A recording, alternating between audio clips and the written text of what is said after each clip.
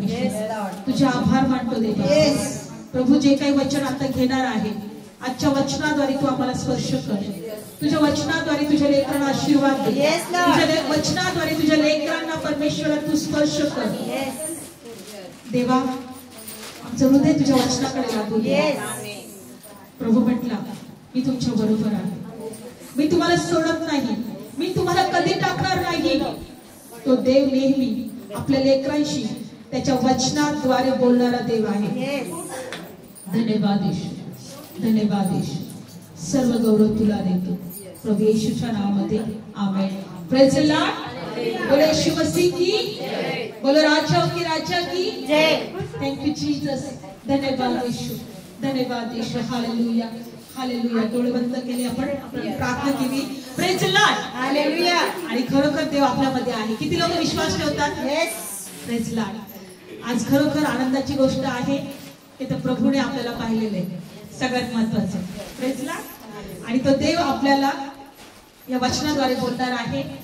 देवाने आज आम्हाला एकत्र केले यासाठी की आम्ही देवाची भक्ती करावी, देवाचं वचन ऐकावं आणि त्या देवाने आम्हाला आशीर्वाद द्यावा. Praise the Lord. बायबल सांगतं देव आपली काळजी घेतो. Praise the Lord. देव आपली काळजी घेतो. म्हणून बायबल मध्ये दिलंय एका वचनात की तुझ्या सर्व चिंता माझ्या पायाजवळ टाक, कारण मी तुझी काळजी घेतो. काढूया वाटतं तर ते वचन आपण काढूया. आपण नंतर पुन्हा आपल्या वचनाकडे येणार. काढूया आपण 2 पेत्र 5 अध्याय. प्रभू काय म्हणत आहे? मी तुझी काळजी घेतो. 2 पेत्र 5 अध्याय काढू आपण वचन. 1 पेत्र 5 अध्याय. 1 पेत्र 5 अध्याय 7वं वचन वाचा कोणीतरी. तुम्ही आपली सर्व चिंता त्याच्यावर टाका, कारण तो तुमची काळजी घेतो. Praise the Lord. हालेलुया. तुमच्या सर्व चिंता देवावर टाका, कारण देव आपली काळजी घेतो. आमेन. आम्हाला शिकायचंय आमची चिंता देवाजवळ टाकायला. चिंता करून करून करून लोकांना डायबिटीज होतं, बीपी होतं, आजार होतात, डॉक्टरकडे जावं लागतं, पैसा खर्च करावा लागतोय, होय ना. पण आज आम्हाला म्हणायची प्रभू मला सर्व चिंतेपासून मुक्त कर. प्रभू जर आमची काळजी घेतो तर आम्हाला चिंता करायची गरज आहे का? जर तुम्ही चिंता कराल तर प्रभू म्हणेल बाबा तुझी चिंता तूच करत बस, मी जातो निघून, माझं काम तरी काय आहे. Praise the lord. मी कशाला थांबू तुझ्याकडं, हो की नाही. पण बायबल सांगतं की प्रभू म्हणतो की तुझ्या आपल्या चिंता सर्व त्याच्यावर टाका, कारण तो तुमची काळजी घेतो. म्हणून आम्हाला शिकायचंय की आमच्या सर्व चिंता प्रभूवर टाकायला. देव आहे ना. देव माझे अश्रू पुसेल, देव माझे आजार बरे करेल, देव माझी परिस्थिती बदलेल, देव माझ्या सर्व चिंता दूर करेल. आज आपण बघणार आहोत तो आमची सर्व प्रकारची काळजी घ्यायला समर्थ आहे. Praise the Lord. फक्त जेव्हा देवाच्या जवळ येतो ना आपण, लक्षात ठेवायचं की त्या प्रभूने आम्हाला नीतिमान ठरवलेलं आहे. Praise the Lord. आमच्या मुखातून कधी चुकीचे आणि वाईट शब्द काढायचे नाही. बायबलमध्ये दिले की देवाचा सेवक योशुआ होता आणि जखरा नावाच्या देवाच्या सेवकाने दृष्टांतामध्ये पाहिला का हा योशुआ जो होता हा परमेश्वराच्या उपस्थितीमध्ये आला होता, देवाच्या उपस्थितीमध्ये. आपण काढूया जखर्याचं पुस्तक मध्ये. आणि बायबल सांगते की त्या ठिकाणी जखर्याचं पुस्तक काय झालं आपण दृष्टांतामध्ये पाहणार आहोत. जखर्याचं पुस्तक 3रा अध्याय. जखर्याचं पुस्तक 3रा अध्याय. बायबल सांगता हा योशुआ जो होता हा परमेश्वराच्या सिंहासनाजवळ होता. कुठे होता? परमेश्वराच्या सिंहासनाजवळ. आणि बायबल मध्ये दिले की त्याच्या बाजूला सैतान उभा होता. कोण होता? सैतान उभा होता. का सैतान उभा होता आज आपण बघणार आहोत. जखर्याचं पुस्तक 3रा अध्याय पहिल्यापासून मी वाचते. त्याने मला मुख्य याजक योशुआ व यहोवाच्या दूतासमोर उभा असलेला आणि त्याच्या उजव्या हाताकडे सैतान त्याचा विरोध करण्यासाठी उभा राहिलेला दाखवला. Praise the Lord. हालेलुया. ह्या दृष्टांतामध्ये बायबल मध्ये दिलेला आहे की परमेश्वराच्या दूतासमोर योशुआ उभा होता. कोण होता? योशुआ हा देवाचा भक्त होता. Praise the Lord. या पुढे पुढे या, लक्षपूर्वक ऐका. योशुआ देवाचा भक्त होता. कोण होता? देवाचा भक्त होता. आणि बायबल सांगतो तो परमेश्वराच्या दूतासमोर उभा होता. आणि बायबल मध्ये दिलेलं आहे की त्याला त्याच्या समोरच सैतान उभा होता त्याला विरोध करण्यासाठी. लक्षपूर्वक ऐका, यहोशुआला विरोध करण्यासाठी सैतान पण त्याच्याबरोबर उभा होता. म्हणजे त्यांनी देवाच्या समोर जाऊ नये, देवाच्या उपस्थितीमध्ये जाऊ नये, देवाने त्याच्याशी बोलू नये. बायबल तेच सांगत आहे की तो नेहमी आपल्याला विरोध करण्यासाठी आपल्या समोर उभा राहतो. कधी कधी आपल्याला प्रार्थना करायला आवडत नाही, वचन ऐकायला आवडत नाही, देवाच्या उपस्थितीमध्ये यायला आवडत नाही. का? तर आमचं जे मन आहे तो सैतान काय करतो? त्याच्या नियंत्रणामध्ये घेतो. लक्षपूर्वक ऐका. पण बायबल मध्ये दिले की सैतानही त्याला विरोध करण्यासाठी उभा होता. पुढचं वचन, दुसरं जकरियाचं पुस्तक 3रा अध्याय 2रं वचन.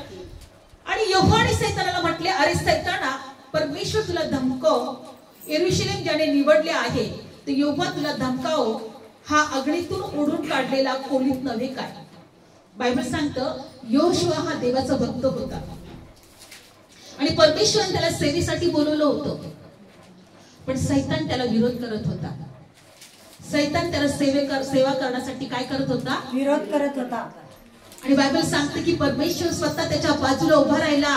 देव तुला धमकाव असं म्हटला. का? पुढचं वचन 3रं. यहोशुआ तर मलिन वस्त्र घातलेला होता आणि तो त्या दूतासमोर उभा राहिला होता. आणि जे त्याच्या समोर उभे राहिले होते त्यांना त्याने उत्तर देऊन म्हटले, तुम्ही त्याच्या अंगातून मलिन वस्त्र काढा. मग त्याने त्याला म्हटले, पहा, मी तुझा अन्याय तुझ्यापासून दूर केला आहे आणि मी तुझ्या अंगात मौल्यवान वस्त्र घालणार आहे. आणि मी म्हणालो, ते त्याच्या डोक्याला स्वच्छ पागोटे घालून. मग त्यांनी स्वच्छ पागोटे त्याच्या डोक्यावर घातले आणि वस्त्र त्याच्या अंगावर घातली आणि परमेश्वराचा दूत त्याच्या जवळ उभा राहिला. जेव्हा त्याच्या अंगावर मलिन वस्त्र होते म्हणून सैतान त्याच्या जवळ होता. लक्षपूर्वक ऐका, सैतान त्याला विरोध करत होता. सैतान त्याला देवाच्या जवळ उपस्थितीत येऊ देत नव्हता. परमेश्वर त्याला स्वतः धमकावतोय आणि परमेश्वर आपल्या दूताला आज्ञा देतोय की याच्या अंगावरून मलिन वस्त्र काढून टाका, याला स्वच्छ कपडे घाला, याला स्वच्छ पागोटे घाला, फेटा घाला. बायबल मध्ये दिलेलं आहे. या वचनामध्ये परमेश्वराने त्याची मलिनता दूर केली, त्याची अशुद्धता दूर केली. आज परमेश्वर आम्हाला तेच म्हणत आहे, माझ्या लेकरांनो, तुम्हाला माझ्या जवळ येण्यासाठी मी तुम्हाला शुद्ध आणि पवित्र केलेलं आहे. Praise the lord. इब्री लोकांस पत्रामध्ये असं दिलेलं आहे की आम्हाला त्याच्या पवित्र स्थानामध्ये येण्याचा अधिकार दिलेला आहे त्याच्या रक्ताच्या द्वारे. आम्हाला समजणं गरजेचं आहे की आम्हाला सुद्धा सैतान कधीही देवाच्या समोर येऊ देत नव्हता आणि आजही येऊ देत नाही. पण ओळखणं गरजेचं आहे, देवाचं ज्ञान घेणं गरजेचं आहे की आमची मलिन वस्त्र प्रभूने दूर केलेले आहे, आमची अशुद्धता आमच्यापासून दूर केलेली आहे. लक्षपूर्वक ऐका. म्हणून आज आम्हाला जर समजलं तर आत्मिकरित्याने आम्ही स्ट्रॉंग होऊ. Praise Lord. आत्मिकरित्याने का होऊ? स्ट्रॉंग होऊ. मला तुम्हाला एका वचनाकडे न्यायचंय. बायबल सांगतं परमेश्वर प्रभू येशू ख्रिस्ताने, ज्यावेळेस प्रभू येशू ख्रिस्ताकडे मोठा समुदाय होता, शिष्य पण होते, कारण ते प्रभू येशू ख्रिस्ताला ऐकण्यासाठी, स्वर्गाच्या राज्याच्या गोष्टी ऐकण्यासाठी किंवा स्वतःला बरं करून घेण्यासाठी प्रभू येशू ख्रिस्ताकडे मोठ्याची गर्दीची गर्दी, लोटचे लोट, गर्दीचा लोट देवाच्या समोर असायचा, प्रभूच्या समोर असायचा. एकदा लोकांना खूप भूक लागली आणि बायबल मध्ये दिलेलं आहे की प्रभूने यांना पाहिले की अरे यांना खूप भूक लागली आणि आपण आपल्याकडे एवढा पैसा नाही का बाजारात जावं, कधी कधी भाकरी घेऊन याव्या, काय कराव्या. तर प्रभूला इथं या ठिकाणी प्रभूने काय केलंय? चमत्कार केला. काय केला? बायबल सांगतं 5000 लोक त्या ठिकाणी उपस्थित होते. 5000 पेक्षा कितीतरी लोक असतील आणि प्रभू येशू त्या ठिकाणी होता. आपण वचन पाहत आहोत की बायबल मध्ये दिले की तो आमची काळजी घेतो. काय घेतो? काळजी घेतो. आणि म्हणून एका वचनात जाणार आहोत, मार्क शुभवर्तमान. या वचन तुम्हाला या वचनात मी तुम्हाला का घेऊन जाते यानंतर तुम्हाला कळणार आहे. काढूया किंवा लूक शुभवर्तमान मध्ये जाऊया. लूक शुभवर्तमान 9वा अध्याय प्रभू येशू आमची काळजी घेतो. म्हणून आज आम्हाला शिकायचं आहे की आम्हाला चिंता करायची नाही. आपल्या सर्व काळज्या, सर्व चिंता प्रभूच्या पायाजवळ टाकायच्या. तो आमच्या जीवनामध्ये जेव्हा आम्ही आमच्या चिंता, आमच्या काळज्या प्रभूच्या पायाजवळ टाकू, तेव्हा बायबलमध्ये दिलेलं आहे आमच्या जीवनामध्ये देवाचे आशीर्वाद पाहू, देवाची कृपा पाहू, देवाची शांती पाहू. हा योशुआचे कपडे मळून होते, सैतान विरोध करत होता, तर देवाने त्याच्यावर पवित्रतेचे वस्त्र चढवले. एवढी तो देव आमची काळजी घेतो. Praise Lord. आत्मिक आणि शारीरिक काळजी घ्यायला सुद्धा तो समर्थ आहे. बायबल सांगतं लूक शुभवर्तमान 9व्या अध्यायामध्ये 10वं वचन बघा, बायबलमध्ये दिले की प्रभू येशू ख्रिस्ताने प्रेषितांना सुद्धा दुष्टावर सर्व अधिकार दिले होते. प्रेषितांना सांगितलं होतं, प्रभूच्या शिष्यांना त्यांनी सांगितलं होतं, जा सर्व जगामध्ये आणि राज्याचं शुभवर्तमान गाजवा, देवाचं राज्य गाजवा, लोकांचे रोग बरे करा, लोकांना देवाच्या गोष्टी सांगा. आणि जेव्हा प्रभूचे शिष्य प्रभू येशूकडे परत आले, या वचनातून सुरुवात करणार आहोत. लूक शुभवर्तमान 9वा अध्याय आणि 10वं वचन. मग प्रेषितांनी परत येऊन आपण जे काही केले ते त्यांना सविस्तर सांगितले. मग तो त्यांना बरोबर घेऊन बेतसदा नावाच्या नगराकडे एकीकडे गेला. परंतु हे समजल्यावर समुदाय त्यांच्या मागून गेले. तेव्हा तो त्यांचं स्वागत करून त्यांच्याशी देवाच्या राज्याविषयी बोलू लागला आणि ज्यांना बरे करायची गरज होती त्यांना त्याने बरे केले. बायबल सांगतं शिष्य आणि प्रभू एकत्र आले होते. आणि जेव्हा लोकांना कळालं की प्रभू येशू या ठिकाणामध्ये आहे, सर्व लोक गर्दी प्रभू येशूच्या जवळ एकत्र जमा झाले. आणि बायबल सांगतं की प्रभू येशू देवाच्या राज्याविषयीच्या गोष्टी सांगू लागला आणि ज्यांना बरं करण्याची गरज होती त्यांना तो बरे पण करू लागला. काही लोक देवाच्या विषयी ऐकायला आले होते, काही लोक फक्त टाइमपास करायला आले होते, काही लोक आजार बरे करून घ्यायला आले होते. मोठा समुदाय प्रभूच्या पायाजवळ बसला होता. आणि बायबल सांगतं पुढच्या वचनामध्ये आपण बघणार आहोत की 12 वचन. पण दिवस उतरू लागला तेव्हा 12 जण जवळ येऊन त्याला म्हणाले, समुदायाला निरोप दे, म्हणजे ते आसपासच्या गावात खेड्यात जाऊन उतरतील आणि अन्न मिळवतील, कारण येथे आपण रानातल्या जागेत आहोत. बायबल सांगतं की हळूहळू दिवस उतरू लागला आणि त्यांना भूक पण लागली असेल. प्रभू येशूचे शिष्य त्यांना म्हटले की या लोकांना आता जाऊ दे. किती वेळेपर्यंत हे लोक इथं बसलेले आहेत. आता रात्र होत चालली आहे. रात्र होण्याच्या अगोदर या लोकांना इथून जाऊ दे, म्हणजे ते खेड्यापाड्यामध्ये जातील, गावांमध्ये जातील आणि आपल्यासाठी अन्न घेतील. कारण की आपण रानामध्ये आहोत आणि रानामध्ये आपल्या जवळ काहीच खायला नाहीये. पण येशू काय म्हटलं बघाय, 16 वचन 14. कारण ते सुमारे 5000 पुरुष होते. तेव्हा तो आपल्या शिष्यांना म्हणाला, 50-50च्या पंक्तीने यांना बसवा.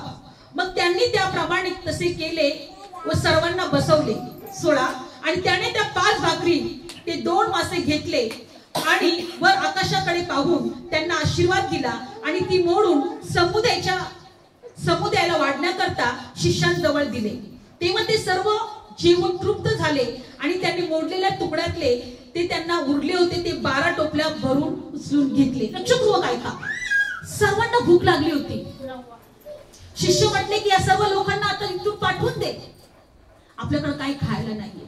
पण येशू म्हटला, तुमच्यापैकी कुणाजवळ काही अन्न आहे का, भाकरी आहेत का, कोणी काय घेऊन आलं का? एका मुलाकडे 5 भाकरीना 2 मासे डब्बा घेऊन आला होता. तो 5000 लोक होते. अनेक स्त्रिया आणि पुरुष लेडीज पण होत्या किंवा मुलं पण होते. पण ह्या एका मुलाकडे 5 भाकरीना 2 मासे होते. त्याने प्रभू येशूला ते दिले. आणि बायबल सांगतं प्रभू येशूने स्वर्गातून पित्याकडे त्याच्यावर आशीर्वाद मागवला. प्रभू हे जेवण तू आशीर्वादित कर. आणि जसं ते आशीर्वादित केलं ते वाढू लागले. तसंच एक एक करून अनेक लोकांना ते जेवण मिळालं. खाऊन पिऊन ते तृप्त झाले ना. 12 टोपल्या पण भरल्या. देव आमची शारीरिक भूक, आत्मिक भूक भागवायला समर्थ आहे. Praise the Lord. बायबल सांगतं तरुण सिंहाला अन्नाची वाट पडेल, पण माझ्यावर विश्वास ठेवणाऱ्याला कोणत्याही गोष्टीची वाट पडणार नाही. पण याच्यातून देवाला प्रभूला काय शिकवायचं होतं? तर प्रभूला फक्त आत्मिक त्यांना शारीरिक भोजन द्यायचं होतं का? सर्वात महत्वाचं प्रभूला त्यांना आत्मिक भोजन द्यायचं होतं. काय द्यायचं होतं? आत्मिक भोजन. बायबल मध्ये दिलंय की सगळ्यानंतर खाऊन पिऊन तृप्त झाल्यानंतर हे लोक त्यानंतर प्रभू येशू ख्रिस्त त्यांच्यापासून दूर होऊन गेला. कारण ह्या लोकांनी काय ठरवलं माहितीये तुम्हाला? आता आपण याला राजा करू. काय करू? राजा करू. कारण की आता हा जर आम्हाला सगळं अन्नपिंड खाऊन तृप्त करायला समर्थ आहे, किंवा आमचं पोट सुद्धा त्यांनी ऑटोमॅटिक सगळं काही भरलंय, आमच्या सगळ्या गरजा तो भागू शकतोय, आमच्या सर्व चिंता जर दूर करू शकतोय, तर हाच आमचा राजा आहे. त्या काळामध्ये राजे महाराजांची ही होती पद्धत होती नाही का पूर्वीच्या काळामध्ये. आणि त्या लोकांनी ठरवलं की आता आम्हाला याला राजा करायचं आहे. काय करायचंय? राजा करायचं आहे. येशूने यांना ओळखलं, यांच्या मनात काय चालू आहे. हे लोक मला राजा बनवण्यासाठी, या जगामधला राजा बनवण्यासाठी हे लोक आपल्या मनात विचार करतायत. कधी माहिती? हे खाऊन पिऊन तृप्त झाल्यावर. पण बायबलमध्ये दिलंय की प्रभू येशू त्यांच्यातून निष्ठून गेला, तिथून त्यांच्याकडून निघून गेला. आणि मग ते प्रभूचा शोध करत करत प्रभूच्या मागे गेले. काढू आपण त्या वचनामध्ये योहान शुभवर्तमान कुठे दिलेलं आहे. योहान शुभवर्तमान काढूया वचन. योहान शुभवर्तमान 5वा अध्याय.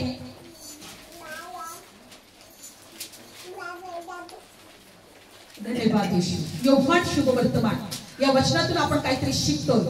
डिस्टर्ब होऊ नका, लक्षपूर्वक ऐका. प्रभूला आम्हाला काहीतरी शिकवायचं आहे. योहान शुभवर्तमान काढलं सर्वांनी? धन्यवाद येशू.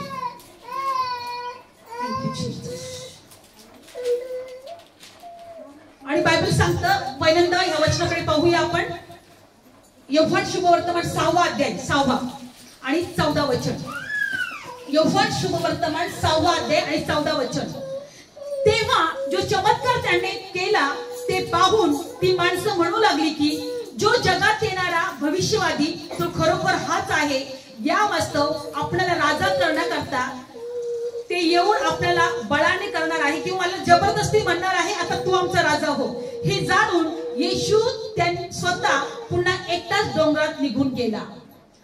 जसे हे खाऊन पिऊन तृप्त झाले, हे लोक म्हटले आता चला आपण यांनाच राजा करू, यालाच राजा करू, हाच आपला राजा आहे. प्रभू येशूने त्यांच्या मनातल्या गोष्टी ओळखल्या आणि येशू त्यांच्यापासून डोंगराकडे पळून गेला, निघून गेला. पण पुढे काय झालं बघा. आणि मग ते शोधत शोधत प्रभू येशूच्या मागे गेले. 25 वचन डायरेक्ट वाचूया. मग समुद्राच्या पलीकडे तो त्यांना आढळला. तो त्यांना म्हणाला, रब्बी येथे केव्हा आलास? येशूने त्याला उत्तर देऊन म्हटले, मी तुम्हाला खचित सांगतो, तुम्ही चमत्कार पाहिले यामुळे तुम्ही माझा शोध करता असे नाही, तर तुम्ही भाकरी खाऊन तृप्त झाला यामुळे माझा शोध करताय. सर्व समुदाय येशूचा शोध करत होते. मला असं वाटते खूप वेळ ते शोधत असते, कुठे येतो कुठे येतो कुठे येतो कुठे येतो कुठे येतो. प्रभू येशू काय म्हटला, तुम्ही चमत्कार पाहून नाही मला शोध करत आहेत, खाऊन पिऊन तृप्त झाला म्हणून मला शोध करताय. आज माणसांची मनस्थिती तीच आहे. आम्हाला जर सगळे आशीर्वाद मिळाले तर आम्ही देवाला काही म्हणत नाही, पण जर आमच्याकडे आमच्या मनासारख्या गोष्टी घडल्या नाही तर आम्ही देवाची निंदा करतो. कुठं आहे तू? का माझी प्रार्थना ऐकत नाही? का मला आशीर्वादित करत नाही? या ठिकाणी प्रभू म्हणतो, खाऊन पिऊन तृप्त झालात म्हणून तुम्ही माझा शोध करताय. पण या ठिकाणी प्रभू येशूने त्यांना शारीरिक भोजन का दिलं होतं? यासाठी पुढचं वचन, नाशवंत अन्नासाठी श्रम करू नका, सर्व काळच्या जीवनासाठी टिकणारे अन्न जे मनुष्याचा पुत्र तुम्हाला देईल त्यासाठी श्रम करा, कारण बाप जो देव याने त्याच्यावर शिक्का केला आहे. प्रभू येशूला हे सांगायचं होतं त्यांना, ते भोजन देऊन, शारीरिक भोजन देऊन. नाशवंत अन्नासाठी तुम्ही श्रम नका करू, सार्वकालिक जीवनासाठी लागणारं जे अन्न आहे त्यासाठी तुम्ही श्रम करा. आज माणसाची परिस्थिती तीच आहे. जितकं आम्ही शारीरिक भोजनाला महत्व देतो तितकं आम्ही आत्मिक भोजनाला महत्व नाही देत.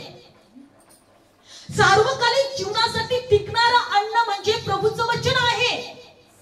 जर प्रभूने आम्हाला सार्वकालिक जीवन दिलेलं आहे तर त्या सार्वकालिक जीवनासाठी अन्न सुद्धा आम्हाला प्रभूने दिलेलं आहे आणि ते आम्हाला इथं पृथ्वीवर मिळवायचं आहे. सार्वकालिक जीवनासाठी टिकणारा लागणारा अन्न यासाठी तुम्ही श्रम करा. सार्वकालिक जीवनासाठी टिकणारं जे अन्न आहे त्यासाठी तुम्ही श्रम करा. मला ह्या वचनातून एकच गोष्ट सांगायची आहे. प्रभूने शारीरिक दृष्टी त्यांना तृप्त केलं. देव आम्हाला प्रत्येक आशीर्वादाने आशीर्वादित करायला समर्थ आहे. आम्हाला आरोग्य द्यायला समर्थ आहे. आम्हाला सर्व आशीर्वाद द्यायला समर्थ आहे. आमच्या अश्रू पुसायला समर्थ आहे. आमच्या प्रत्येक प्रार्थनेचा उत्तर तो द्यायला समर्थ आहे. पण देवाची इच्छा आहे की आम्ही सार्वकालिक जीवनासाठी जे टिकणारं अन्न आहे, जे देवाचं वचन आहे ते आम्ही मिळवावं. Praise Lord. ते आम्ही मिळवावं. बघा प्रभू येशूने ह्या 5000 लोकांना खाऊन पिऊन तृप्त केले. भाकरी खाऊ घातल्या. चमत्कार पण केला. 5 भाकरी 2 माशांची त्यांनी एवढं मोठं वाढवलं तर सगळ्या लोकांनी 5000 लोक खाऊ पिऊन घातल्या आणि 12 टोपल्या राहिल्या. इतकं चमत्कार झाला. त्या जेवणावर एवढी बरकत आली आणि प्रभू तिकडून निघून गेला. आणि हे लोक जेव्हा प्रभूला शोधायला लागले की प्रभू तू कुठे होता, प्रभू म्हटला तुम्ही खाऊन पिऊन तृप्त झाले म्हणून तुम्ही मला शोधत नाही. का शोधत आहात? प्रभू काय म्हटला की तुम्ही मला चमत्कार पाहून शोधत नाही, तुम्ही खाऊन पिऊन तृप्त झालात म्हणून तुम्ही मला शोधत आहात. पण तुम्ही नाशवंत आणण्यासाठी श्रम करू नका. आज प्रभूला आम्हाला या वचनातून एकच सांगायचंय की आम्हाला नाशवंत आणण्यासाठी श्रम नाही करायचं, देवाच्या वचनासाठी श्रम करायचा आहे. प्रभू आमच्याशी काय बोलत आहे?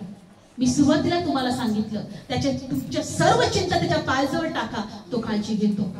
मी सुरुवातीला तुम्हाला सांगितलं यहोशुआ जेव्हा परमेश्वराच्या समोर उभा राहायला आला, सैतान त्याला विरोध करू लागला आणि सैतान म्हटला की हा अशुद्ध आहे, कारण त्याच्या अंगावर मळीन कपडे होते.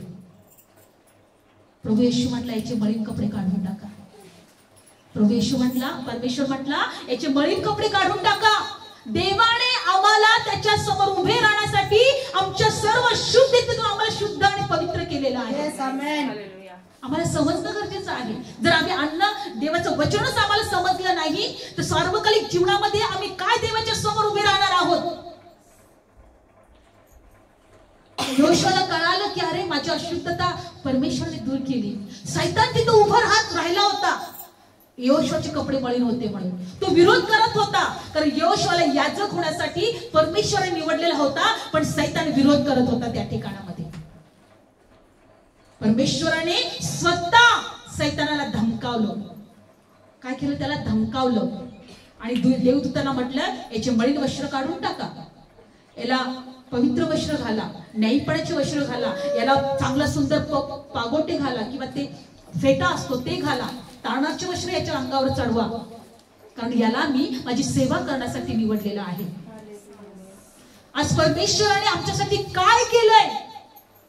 का त्याने देवाचा पुत्र जगामध्ये पाठवला? का त्याला वधस्तंभावर दिले? का त्याने आमचं मरण स्वतःवर घेतलं? हे जेव्हा कळेल, हे वचन जेव्हा आम्हाला समजेल, हे आमचं आत्मिक भोजन असेल. आम्ही आत्मिकरित्याने तृप्त होऊ. काय होऊ? तृप्त होऊ. आत्मिकरित्याने. देवाची इच्छा आहे की आम्ही शारीरिक नाही तर आम्ही आत्मिकरित्याने तृप्त झालो पाहिजे. प्रभू म्हणतो नाशवंत अन्नासाठी श्रम नका करू, सार्वकालिक जीवनासाठी टिकणारे जे अन्न आहे त्यासाठी श्रम करा. जर तुम्ही आत्मिकरित्याने तृप्त व्हाल तर लक्षपूर्वक ऐका, या पृथ्वीवरच नाही स्वर्गात सुद्धा तुम्ही आशीर्वादित राहाल. हालेलुया. Praise Lord. हालेलुया. देवाची इच्छा आहे आत्मिक रीतीने तृप्त होऊ, तर आम्ही देवाची भक्ती करू, आम्ही प्रभूमध्ये आनंद करू, आम्ही प्रभूमध्ये विजयी जीवन जगू. सैतान आम्हाला विरोध करणार नाही. Praise Lord. सैतान आम्हाला विरोध करणार, कारण आमचं भोजन आत्मिक भोजन. कारण प्रभू काय म्हटलं माहिती पुढच्या वचनात, मी स्वर्गातून आलेली जीवनाची भाकर आहे. आमेन. ती जगाला जीवन देते. जर जगाला जीवन मिळालं तर त्याला मरण त्याच्यामध्ये राहणार नाही. मरण म्हणजे श्राप आहे ना. आदाम हवेला परमेश्वर म्हटला की तू कष्टाने त्याला श्राप मिळाला, त्याच्यामध्ये मरण आलं होतं ना. तो आत्मिकतेने मेला म्हणून तो त्या एदेन वाटिकातून किंवा त्या बागेतून बाहेर निघाला. पण जेव्हा आम्ही ही जीवनाची भाकर खाऊ, आमच्यामध्ये जीवन राहील, आजार राहणार नाही, दुःख राहणार नाही, निराशा राहणार नाही, टेन्शन राहणार नाही, चिंता राहणार नाही. आत्मिकरित्याने तृप्त व्हायला शिका. शारीरिक म्हणून प्रभू एका वचनात म्हणतोय, तुम्ही त्या अन्नासाठी तुम्ही ताणलेले आहात जे तुम्हाला तृप्त करत नाही. यशाचं 55 अध्यायामध्ये दिलंय. तुम्ही त्या अन्नासाठी काढू आपण वचन. यशाचं पुस्तक 55 अध्यायामध्ये, यशाचं पुस्तक. देवाची इच्छा आहे की आम्ही सार्वकालिक जीवनासाठी टिकणारं अन्न आहे जे देवाचं वचन आहे. म्हणजे लक्षपूर्वक ऐका, आम्हाला सार्वकालिक जीवनासाठी टिकणारं अन्न मिळवायचं आहे. Praise the Lord. यशाचं पुस्तक 55 अध्याय, पहिलं वचन. अहो सर्व ताणलेल्यांनो, तुम्ही प्रत्येक जण पाण्याजवळ या. ज्याला काही पैका नाही तोही यो. तुम्ही विकत घेऊन खा आणि पैसा वाचून, मोला वाचून द्राक्षरस तुम्ही विकत घ्या. जी भाकर नव्हे तिच्यासाठी तुम्ही पैसे का खर्चता? आणि जे तृप्त करत नाही त्यासाठी तुम्ही आपली मिळकत का खर्च करता? माझे ऐका, तुम्ही लक्षपूर्वक माझे ऐका. उत्तम ते खा आणि तुमचा जीव मिष्ट अन्नाने संतुष्ट हो. आमेन. देव या जगातल्या भाकरीबद्दल बोलते का? नाही. तुमचा जीव उत्तम पदार्थाने मिष्ट अन्नाने तृप्त हो, संतुष्ट हो. जी भाकरच नाही त्यासाठी तुम्ही का तळमळता? त्यासाठी तुम्ही का कष्ट करता? बायबल मध्ये दिले. प्रभू काय म्हणत आहे की तुम्ही मोला वाचून आणि पैसे वाचून तुम्ही ही खा. कारण बायबल मध्ये दिले, आम्ही फक्त दैहिक भाकरीसाठी तळमळतोय, आत्मिक भाकरीसाठी कधी तळमळत नाही. प्रभू काय म्हणत आहे का तुम्ही उत्तम ते खा म्हणजे तुमचा जीव संतुष्ट होईल.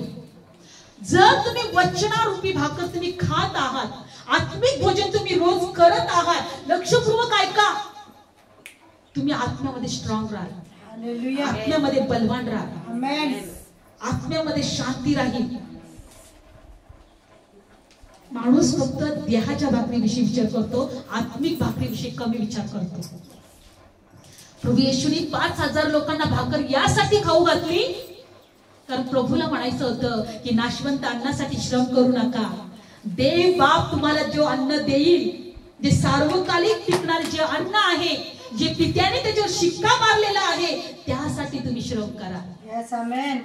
आज देवाला आम्हाला तेच सांगायचंय. आज आमच्या जीवनात का दुःख आहे, का निराशा आहे, का टेन्शन आहे, का प्रार्थनेचं उत्तर देत मिळत नाहीये? आत्मिक भोजनच आम्ही खात नाहीये, देवाचं वचनच आम्ही ऐकत नाहीये. देवाचं वचन आमच्यासाठी आत्मिक भोजन आहे, त्यामध्ये आम्ही स्ट्रॉंग होत नाहीये. म्हणून आज सैतान आम्हाला विरोध करतोय. सैतान आमची आत्मिक कमजोरी पाहतोय. सैतान आमच्यामध्ये काय कमजोरी आहे, काय कमतरता आहे ते पाहतोय. तो चोरी, घात आणि नाश करणार आहे. प्रभू म्हणतो मी जीवन पण विपुलतेचं जीवन द्यायला आलोय. प्रभूकडे आम्हाला विपुलतेचं जीवन आहे. Praise the Lord. हालेलुया. प्रभू काय म्हणतो की तुम्ही माझं लक्षपूर्वक ऐका, जे उत्तम ते खा, तुमचा जीव मिष्ट अन्नाने तृप्त होईल. आणि पुढचं तिसरं, तुम्ही आपला कान माझ्याकडे द्या, माझ्याकडे या, ऐका म्हणजे तुमचा जीव वाचेल आणि मी तुमच्याशी सर्व काळचा करार करेल.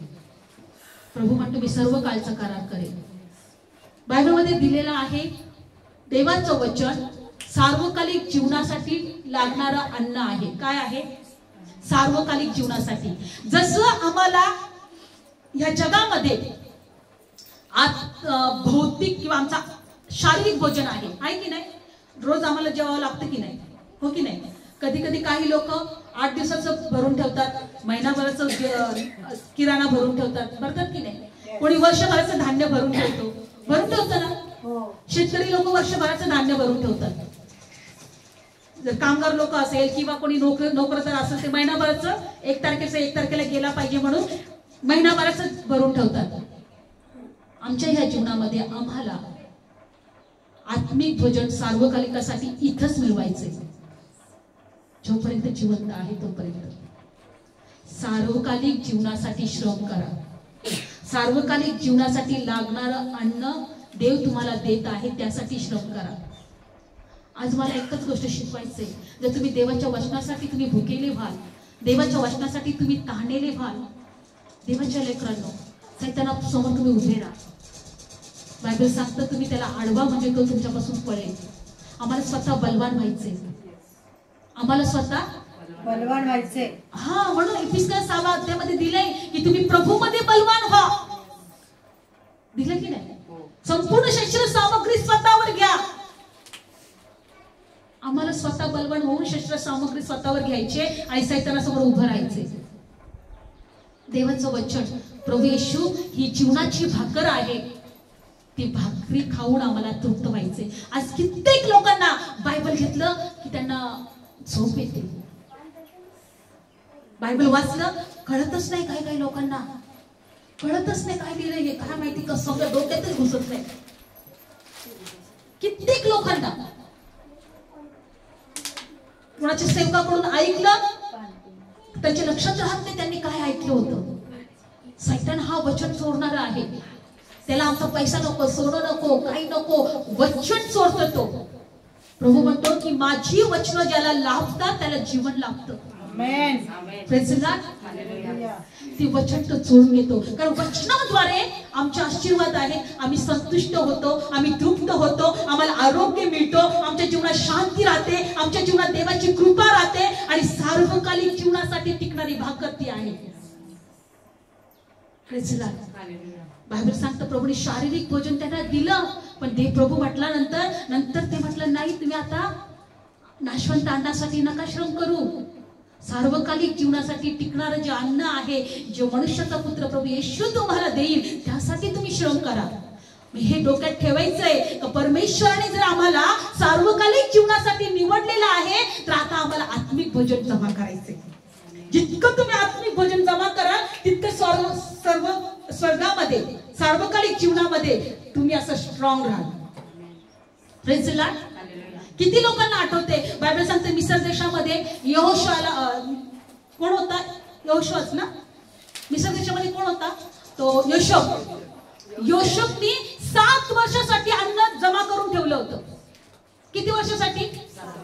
दुष्काळ पडला होता, कारण त्याला स्वप्नाद्वारे परमेश्वराने सांगितलं होतं की 7 वर्ष दुष्काळ असणार आहे आणि 7 वर्ष सुकाळ असणार आहे. पहिल्यांदा सुकाळ आणि नंतर दुष्काळ. देवाने योसेफाला स्वप्नाद्वारे सांगितलं होतं की जगामध्ये 7 वर्ष दुष्काळ आणि 7 वर्ष सुकाळ असेल, पण जेव्हा सुकाळ असेल तेव्हा तू 7 वर्षासाठी अन्न साठवून ठेव. 7 वर्ष आपलं अन्न राहील का? मी मागच्याच वर्षी गहू ठेवला तर खराब झालाय. Praise the Lord. का सांगितलं होतं 7 वर्ष मिस्र देशामध्ये असताना अन्न तू साठवून ठेव? आणि सगळे योसेफाकडून अन्न, जेव्हा दुष्काळ पडला योसेफाकडून अन्न विकत घेत होते. सगळ्या देशाची लोक यायचे आणि योसेफाकडून अन्न विकत घेऊन जायचे. सर्व देशाचे लोक यायचे आणि योसेफाकडून अन्न विकत घेऊन जायचे. प्रभू म्हणतो अन्न विकत घ्या, हे अन्न विकत घ्या जे तुम्हाला संतुष्ट करेल, जे तुम्हाला तृप्त करेल. या वचनाद्वारे एकच लक्षात ठेवा, सार्वकालिक जीवनासाठी टिकणारं अन्न प्रभू आम्हाला हे वचन देत आहे, ते आम्हाला मिळवायचं आहे. तुमची इच्छा आहे तुम्हाला प्रार्थनेचं उत्तर मिळावं? तुमची इच्छा आहे का तुम्ही आत्मा स्ट्रॉंग असावं? तुमची इच्छा आहे का तुम्ही एक विजयी जीवन जगावं? फक्त देवाचं वचन मिळवायचा प्रयत्न करा. देवाच्या वचनासाठी धडपड करा. झोप येत असेल तर प्रभूकडे प्रार्थना करा. प्रभू मी रोज प्रभूकडे प्रार्थना करते, प्रभू तुझं ज्ञानाने मला भर, मला तुझं ज्ञान प्राप्त होऊ दे, मला तुझं ज्ञान. जेव्हा शलोमोनाने ज्ञान मागितलं, बायबल मध्ये दिले की शलोमोन सारखा राजाच जगात नव्हता. शलोमोन इतका श्रीमंत, कारण की बायबल मध्ये दिले की शलोमोन नावाच्या त्या दाविदाच्या पुत्राने, बायबल सांगतं की त्याला स्वप्नामध्ये परमेश्वराने दर्शन दिलं. परमेश्वर त्याला म्हटला माग तुला काय मागायचंय.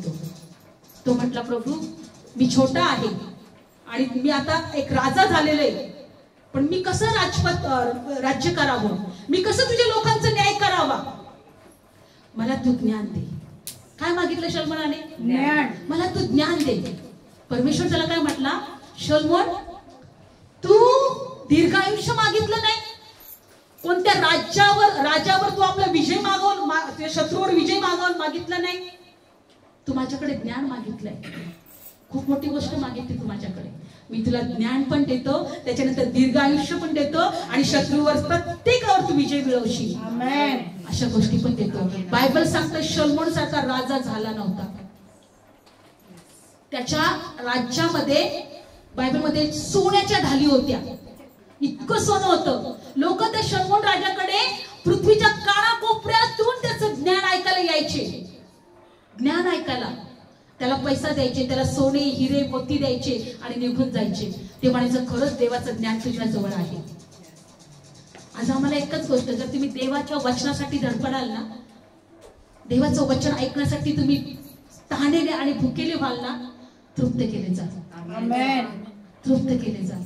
Praise the Lord.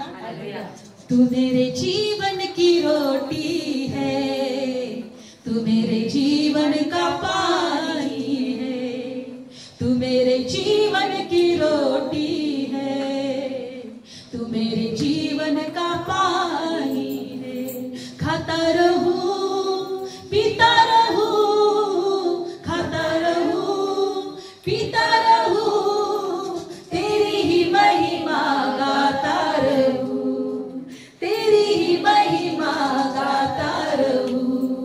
तू मेरे जीवन की रोटी है, तू मेरे जीवन का पानी है. Praise the Lord. हालेलुया. त्या 5 भाकरी 2 मासे 5,000 लोकांनी खाऊ घातलं. प्रभू म्हणतो तुम्ही मला कितीही जरी खाल्लं तरी वाढत राहा, अख्ख्या जगाला पुरून उरेल अशी ती भाकर आहे. आमेन. Praise the lord. मी स्वर्गातून आलेली जीवनाची भाकर आहे, ती जगाला जीवन देते. आमेन. प्रभू येशू आमची भाकर आहे, येस. त्याच्यामध्ये जीवन आहे. आमेन. यासाठी की आमच्यातलं मरण निघून जावं, येस. आम्ही तृप्त व्हावं. आमेन. डोळे बंद करूया, प्रार्थना करू. पिता परमेश्वरा धन्यवाद देतो आजच्या वचनासाठी, तुझे उपकार मानतो. प्रभू 5,000 लोकांना तू जेवू घातलं प्रभू, ते तृप्त झाले प्रभू. पण जेव्हा ते तुला शोधायला आले तेव्हा तू त्यांना म्हटलं प्रभू की तुम्ही चमत्कार पाहून मला शोधत नाही, तुम्ही खाऊन तृप्त झालात म्हणून मला शोधत आहात. प्रभू तू म्हटलं त्यांना नाशवंत अन्नासाठी श्रम करू नका, सार्वकालिक जीवनासाठी टिकणारं अन्न आहे, जे मनुष्याचा देवाचा पुत्र तुम्हाला देईल त्यासाठी तुम्ही श्रम करा. आज तुझ्या लेकरांनी तुझं वचन ऐकले प्रभू, ते आत्मिकरित्याने त्यांना कळाले की येशू ही आमची जीवनाची भाकर आहे, देवाचं वचन आमच्या जीवनाची भाकर आहे. प्रभू योशुआला प्रभू तू त्याची बळींता काढून टाकली, त्याला सुंदर पागोटं घातलं प्रभू, तुझ्या समोर त्याला उभं राहण्याच्या योग्यतेचं बनवलं प्रभू, आणि सैतान त्याच्यापासून पळून गेला. तुझ्या लेकरांना कळू दे प्रभू ते देवाचे लेकर आहेत, ते देवाने त्यांना त्याच्या प्रतिस्वरूपाचं बनवलेलं आहे. तुझ्या लेकरांना कळू दे प्रभू. यांच्या विरोधात मी हर एक सैतानाच्या युक्ती आणि योजना येशूच्या नावात नाश करते. यांच्या विरोधात हर एक श्राप, आजार, दुखणं, मरण येशूच्या नावात आम्ही नाश करतो.